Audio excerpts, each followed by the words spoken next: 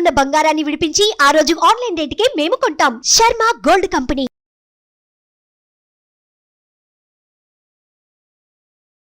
నమస్తే, welcome to Suman TV. ఈరోజు మనతో పాటు ఉన్నారు ప్రముఖ జ్యోతిష్యులు బ్రహ్మశ్రీ నందిబట్ల శ్రీహరి శర్మ గారు. కాశీలో శ్రీ కామాక్షి నిత్యానదాన ఆశ్రమ నిర్వాహకులు. గురువుగారితో మాట్లాడి ఈ సంవత్సరం సింహరాశి వారికి ఏ విధంగా ఉండబోతోంది జ్యోతిష్యపరంగా అనేది తెలుసుకుందాం. గురుగారు నమస్కారం అండి. వాగర్థావివ సంపృక్తౌ వాగర్థ ప్రతిపత్తయే జగతః పితరౌ వందే పార్వతీ పరమేశ్వరౌ. అన్నపూర్ణే సదా పూర్ణే శంకరః ప్రాణవల్లభే జ్ఞాన వైరాగ్య సిద్ధ్యర్థం భిక్షాం దేహి చ పార్వతి. మాతా చ పార్వతీదేవి పితాదేవో మహేశ్వరః బాంధవా శివభక్తాశ్చ స్వదేశో భువనత్రయం. సదాశివసమారంభాం శంకరాచార్య మధ్యమాం అస్మదాచార్యపర్యంతం వందే గురుపరంపరాం. ఆదిత్యాయ చ సోమాయ మంగళాయ బుధాయ చ గురుశుక్రశనిభ్యశ్చ రాహవే కేతవే నమః.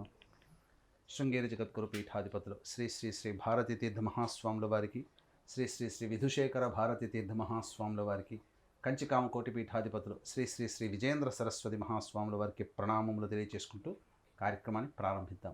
గురుగారు, 2024 సంవత్సరంలో సింహరాశి వారికి చక్కగా అనుకున్న పనులన్నీ అనుకూలించడానికి వాళ్ళు జ్యోతిష్య పరంగా ఎటువంటి జాగ్రత్తలు తీసుకోవాలి, ఎటువంటి పరిహారాలు పాటించాలి, అసలు ఈ సంవత్సరం అనేది సింహరాశి వారికి ఏ విధంగా ఉండబోతోంది? వీక్షించేటువంటి సుమన్ టీవీ ప్రేక్షకులకి ముందుగా 2024 సంవత్సరం ఆంగ్ల నూతన సంవత్సర శుభాకాంక్షలు తెలియజేసుకుంటూ, ఈ సంవత్సరం సింహరాశి వారికి ఎలా ఉంటుంది అనేటువంటి విషయాల్ని, అనగా ఏ విధంగా జీవితంలో మంచి జరుగుతుంది, చెడు ఏ విధంగా జరుగుతుంది అనేటువంటి విషయాల్ని మనం తెలియజేసుకుంటూ కార్యక్రమాన్ని ప్రారంభిద్దాం.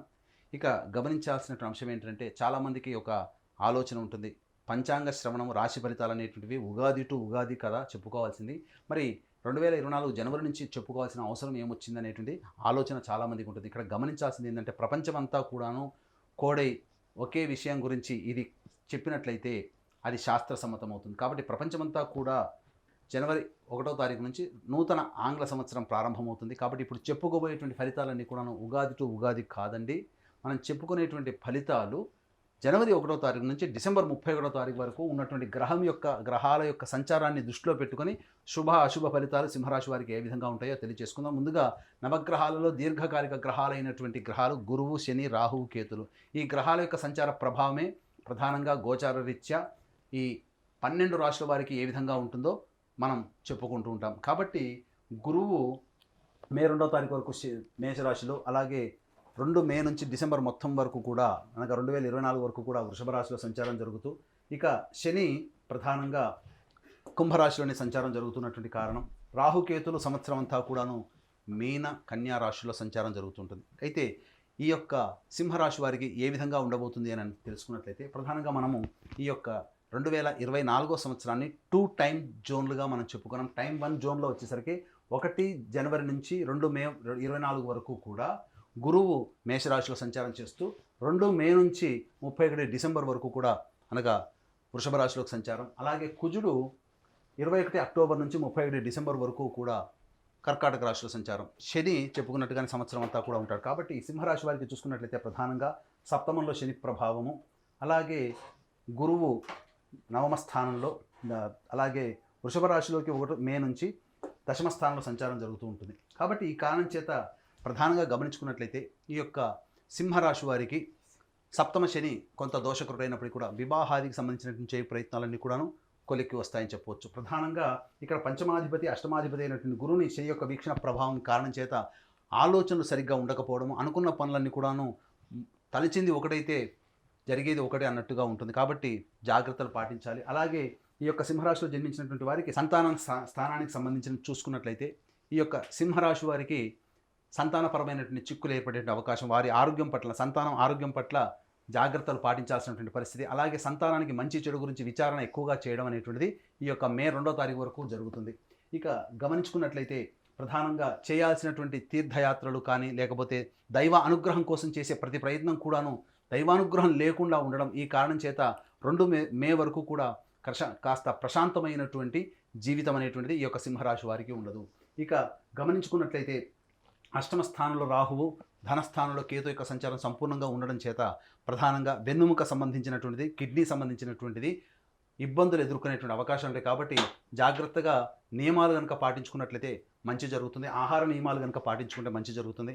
ఇక మీ యొక్క వాక్కుకి విలువ పడిపోవడం అనేటువంటిది జరుగుతుంది. కాబట్టి దైవానుగ్రహం లేకపోవడము, అలాగే కుటుంబ స్థానంలో కేతు యొక్క సంచారం ఉండడం, ఈ కారణం చేత కుటుంబంలో కలహాలు కానీ, ఇబ్బందికర పరిస్థితులు కానీ, లేకపోతే ధనపరమైనటువంటి నష్టములు కానీ ఈ 2 మే వరకు కూడాను ఇబ్బందులు పడక తప్పదు సింహరాశి వారికి.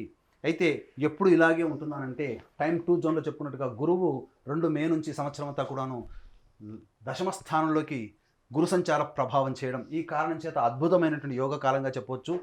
అప్పటి వరకు అనుభవిస్తున్నటువంటి కష్ట నష్టాలన్నీ కూడా 2 మే తర్వాత విడివడిగా తొలగిపోతూ ఉంటుంటాయి. ముఖ్యంగా మీ యొక్క మాటకి విలువ పెరుగుతుంది.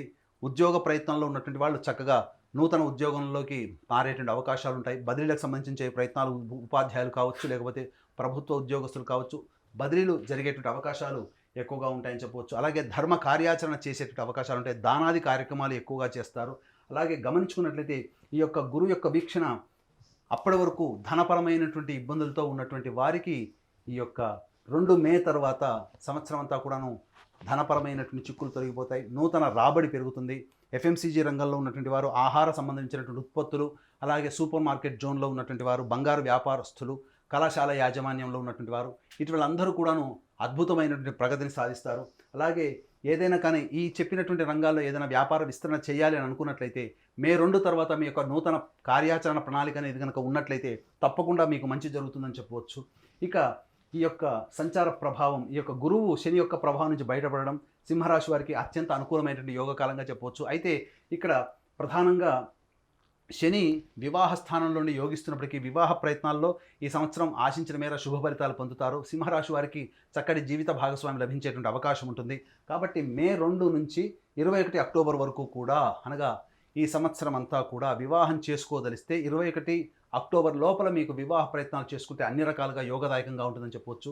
కర్కాటక రాశికి సింహరాశికి యోగకరుడైనటువంటి కుజుని యొక్క ప్రభావము 21 అక్టోబర్ నుంచి శని మీద ఉండడం, ఈ కారణం చేత జీవిత భాగస్వాముల మధ్య కావచ్చు, భాగస్వామ్యంతో కూడుకున్నటువంటి వ్యాపార సంస్థల్లో ఉన్నటువంటి భాగస్వాముల మధ్య కావచ్చు, కొన్ని పొరపచ్చాలు విభేదాలు తలెత్తే అవకాశం ఉంది. కాబట్టి 20 అక్టోబర్ నుంచి చేస్తున్నటువంటి వృత్తి వ్యాపార ఉద్యోగాల్లో మరియు కుటుంబ జీవితంలో జాగ్రత్తలు పాటించండి, సంయమనం పాటించాలి. అన్ని విషయాల పట్ల కాస్త ఓపికతో ఉన్నట్లయితే 21 అక్టోబర్ నుంచి ఆ 2.5 నెలల పాటు కాస్త ఓపికతో ఉన్నట్లయితే మంచి జరుగుతుంది. అలాగే ఈ యొక్క సింహరాశిలో జన్మించినటువంటి సినిమా ఇండస్ట్రీలో ఉన్నటువంటి పనిచేసేటువంటి వాళ్ళందరికీ కూడాను మే 2 వరకు కాస్త గడ్డు కాలం, తదనంతరం జీవితంలో అద్భుతమైనటువంటి ప్రగతి. అలాగే విదేశీ యానానికి, విదేశీ ప్రయత్నానికి సంబంధించే ప్రయత్నాలన్నీ కూడాను ఖచ్చితంగా 21 అక్టోబర్ తర్వాత విదేశీ విద్యను అభ్యసించడానికి అనుకూలమైనటువంటి కాలంగా చెప్పవచ్చు. అలాగే రియల్ ఎస్టేట్ రంగంలో ఉన్నటువంటి వారికి మే 2 వరకు కాస్త ఆ జాగ్రత్తలు పాటించాల్సినటువంటి పరిస్థితి. తదనంతరం మంచి యోగదాయకమైనటువంటి కాలంగా చెప్పవచ్చు. అయితే ఇక్కడ ప్రధానంగా గమనించుకున్నట్లయితే 2 మే తర్వాత ఈ యొక్క సింహరాశిలో జన్మించినటువంటి రాజకీయ రంగంలో ఉన్నటువంటి వారికి చక్కటి పదవి లభించేటువంటి అవకాశం లభిస్తుంది. కాబట్టి మే 2 వరకు ఆశించడం కంటే కూడా సర్వీస్ చేయడం అనేటువంటి ఆలోచన చేసుకోండి. ప్రధానంగా ఉన్నత స్థాయి వ్యక్తుల యొక్క అనుగ్రహంతో చక్కటి కీలకమైనటువంటి పదవిలో ఈ రాశిలో జన్మించినటువంటి వారు చక్కటి పదవి పొందుతారని చెప్పవచ్చు. ఇక ఏ తర్వాత చూసుకున్నట్లయితే కోర్టు సంబంధించినటువంటి విషయాల్లో కాస్త అనుకూలమైనటువంటి తీర్పు మాత్రము 2 మే తర్వాతనే వచ్చేటువంటి అవకాశాలు ఉన్నాయి. అలాగే కొత్త వ్యక్తుల యొక్క పరిచయ ప్రభావము మీ జీవితంలో ఒక మార్పును తీసుకుని వస్తుంది. కాబట్టి మే 2 వరకు పరిచయం అయ్యేటువంటి వ్యక్తుల పట్ల కొంత అప్రమత్తతో ఉండండి. మీకు దగ్గర సంబంధించినటువంటి వ్యక్తులు మిమ్మల్ని మోసం చేసేటువంటి అవకాశాలు ఎక్కువగా ఉంటాయి. కాబట్టి జాగ్రత్తలు పాటించాల్సినటువంటి పరిస్థితి. తర్వాత చెప్పొచ్చేదంటే 2 మే తర్వాత సింహరాశి వారికి అనుకూలమైనటువంటి సమయం, అత్యద్భుతంగా ఉండేటువంటి సమయం 21 అక్టోబర్ నుంచి డిసెంబర్ వరకు కూడా. కాబట్టి అన్ని రకాలుగా ముందడుగు వేస్తూ దైవానుగ్రహాన్ని పొందే ప్రయత్నం చేసుకుంటూ ఆరోగ్యాన్ని పరిరక్షించుకుంటూ ఉన్నట్లయితే మంచి జరిగేటువంటి అవకాశాలు ఉన్నాయి. కాబట్టి సింహరాశి వారికి మే 2 వరకు కూడాను డైట్ కంట్రోల్లో ఉన్నట్లయితే ఒబేసిటీ, అనగా ఎక్కువ శరీర బరువు పెరగడం అనేటువంటిది జరిగేటువంటి అవకాశం ఉంది. కాబట్టి జాగ్రత్తలు పాటించడం 2 మే వరకు కూడా. తదనంతరం చక్కటి జీవితాన్ని పొందుతారు. ఏది ఏమైనప్పటికీ కూడా ఆరోగ్యం పట్ల శ్రద్ధ వహించడం, కాలానికి అనుగుణంగా నిర్ణయాలు తీసుకోవడం, చెప్పినటువంటి సమయంలో ప్రధానమైన నిర్ణయాలు తీసుకొని ముందడుగు వేసినట్లయితే సింహరాశి వారికి ఆనందకరమైన జీవితాన్ని పొందుతారని చెప్పవచ్చు. మరి గురుగారు, సింహరాశి వారికి పరిస్థితులు అనుకూలంగా ఉండడం కోసం చేయవలసిన దైవారాధన గురించి తెలియజేయండి. సింహరాశి వారు ప్రధానంగా దేవతారాధనలో ప్రతిరోజు సూర్యుడికి నమస్కారం, సూర్యాష్టకం 6 సార్లు పారాయణం చేయడం, అలాగే ఏ సమస్య వచ్చినప్పటికీ కూడా ఆ సమస్య పరిష్కారం కావాలి అనుకున్నప్పుడు ప్రతిరోజు సంధ్యా సమయం, అనగా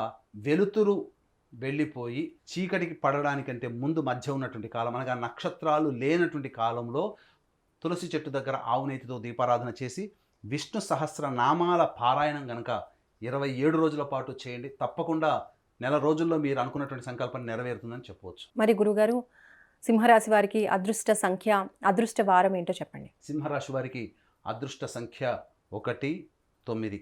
అదృష్ట వారము మంగళవారము, గురువారము. అలాగే ఇక్కడ గమనించాల్సిన అంశం ఏంటంటే ప్రతి వ్యక్తి కూడాను అనుకున్నటువంటి సంకల్పం నెరవేర్చుకోవాలనేటువంటిది కొత్త సంవత్సరంలో చాలామంది నిర్ణయాలు తీసుకుంటారు. కాబట్టి కొత్త సంవత్సరంలో తీసుకున్నటువంటి నిర్ణయాలు త్వరితగతిన పూర్తి అయిపోయి మనం ఆనందంగా జీవించాలంటే మన యొక్క ఆత్మవిశ్వాసము, మన స్వయం కృషి, మన నిజాయితీతో చేసేటువంటి ప్రతి ప్రయత్నంతో పాటు రవ్వంత దేవతానుగ్రహం కూడా కావాలి. కాబట్టి ఈ దేవతానుగ్రహం లభించాలి అందరికీ అనేటువంటి ఉద్దేశంతో మా పీఠం ఆధ్వర్యంలో ప్రతి నెల 21 రోజుల పాటు సంకల్ప సిద్ధి హోమాలు అనేటువంటివి జరుగుతాయి. అలాగే తండ్రి వైపు 7 తరాలు, తల్లి వైపు 4 తరాల్లో ఏవైనా దుర్మరణాలున్నా, అనగా road accident, fire accident, suicide attempt, నదిలో బావిలో పడి చనిపోవడం, ఇంట్లోంచి వెళ్ళిపోవడం, లివర్ ఫెయిల్, కిడ్నీ ఫెయిల్, క్యాన్సర్తో చనిపోవడం, 60 సంవత్సరాల లోపల ఏ విధంగా చనిపోయినా, పిండ ప్రదానాలు చేయలేకపోయినా, కులాంతర మతాంతర వివాహాలు కుటుంబంలో జరిగినా దానిని పితృదోషము లేదా పితృశాపం అని అంటారు. కాబట్టి అట్టి పితృదోషము లేదా పితృశాప నివారణకి మా పీఠం ఆధ్వర్యంలో నిజాయితీగా సశాస్త్రీయంగా పితృదోష నివారణ కార్యక్రమాలు జరిపించడం జరుగుతుంది. అలాగే మా యొక్క పీఠం ఆధ్వర్యంలో కాశీక్షేత్రంలో మా సొంత భవనం శ్రీ కామాక్షి నిత్యాన్నదాన ఆశ్రమంలో కాశీలో ప్రతినిత్యం అన్నదానం జరుగుతూ ఉంటుంది. మీ పుట్టినరోజున కానీ, మీ పెళ్లి రోజున కానీ మీ యొక్క సంతోషాన్ని మీ కుటుంబ సభ్యులతో పాటు కాశీలో ఉన్నటువంటి శివబంధులతో కూడా పంచుకోదలిస్తే అన్నదాన కార్యక్రమం మీరు చేయవచ్చు. కాబట్టి అన్నదాన కార్యక్రమానికి సంబంధించిన వివరాలు కార్యక్రమం తదనంతరం కాంటాక్ట్ చేసి పూర్తి వివరాలు తెలుసుకోవచ్చు. ధన్యవాదాలు గురుగారు. సర్వం శ్రీ ఉమామహేశ్వర పరబ్రహ్మార్పణమస్తు.